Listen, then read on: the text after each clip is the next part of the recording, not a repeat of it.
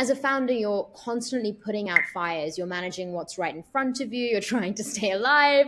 And many founders are wondering how much strategy should you actually be doing at the early stage, how prescriptive it should be, and how closely you stick to it. Do you have any frameworks that you can share for how you thought about strategy in the early days of zyBooks? Yeah, I would say strategy is key. It's key. I cannot emphasize this enough. It is what prevents the fires. It at least reduces the number of fires or the intensity of the fires. So I'll describe a framework, but I'll say that it's important for alignment within the team. The team may be small, you may just have a few people at the start, but you'll be surprised even early on. Sometimes there isn't clear alignment on who you're selling to, what exactly is being built, what exact problem is being solved. So strategy, I think, is key. And it also helps you figure out what to do and what not to do, like super key. So I would say I'll divide it into two parts. Early on, when you're ideating and not quite clear on the problem to solve, I think there's some key questions you should ask yourself. One is, what is the undeniable need? Not this is a nice to have, but this is what is the undeniable need. And ideally, you want a hair on fire kind of problem, but a problem that you see, you understand it. So that takes me to the second thing, like why you or why me? Right? Why am I equipped to do this? Why me over others? And I'll keep giving examples from zyBooks if you don't mind. Computer science is not a big discipline. It's a fairly small discipline. If you compare it to chemistry or statistics, the enrollments are relatively smaller, but we understood it intimately. And we said, listen, we'll start with CS and then we'll expand into physics and chemistry and so on. Ironically, years later, we still have not, because CS grew so much as a discipline, and we just realized that we needed to do more and more within computer science, that we just stuck to our roots for a very long time. So that's the second question, is why me? And the third is, ask yourself if there's an inflection point or a trend or something that you can leverage as you are starting off that journey. In our case, there were two. One is CS enrollments were growing dramatically, whereas college enrollments were flat or even declining.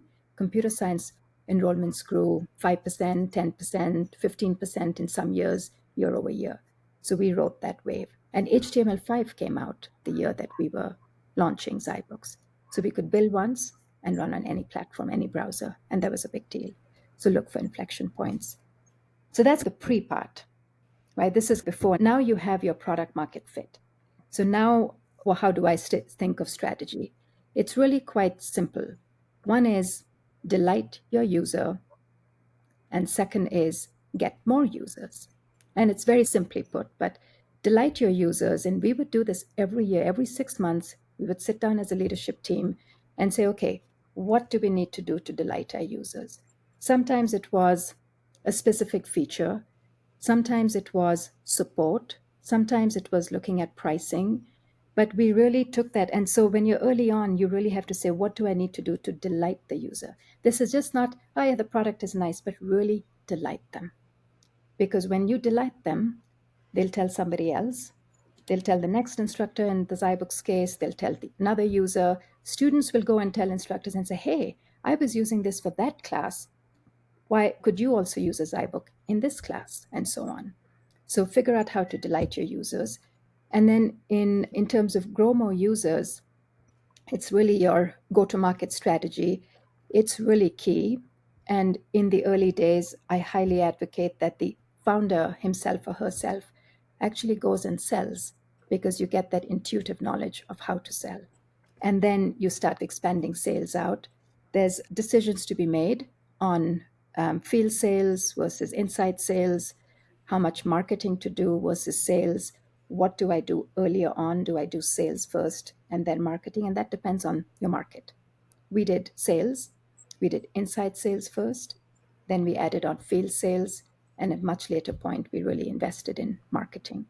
I haven't really given necessarily a framework, but I would say think of it broadly in those categories and then stick to whatever you decide to do and turn away things that don't hit. If someone comes from K-12 and you're selling higher ed, you say, not now. If someone comes from the corporate space but you're selling higher ed, you say, okay, in the future, because get successful in what you're doing.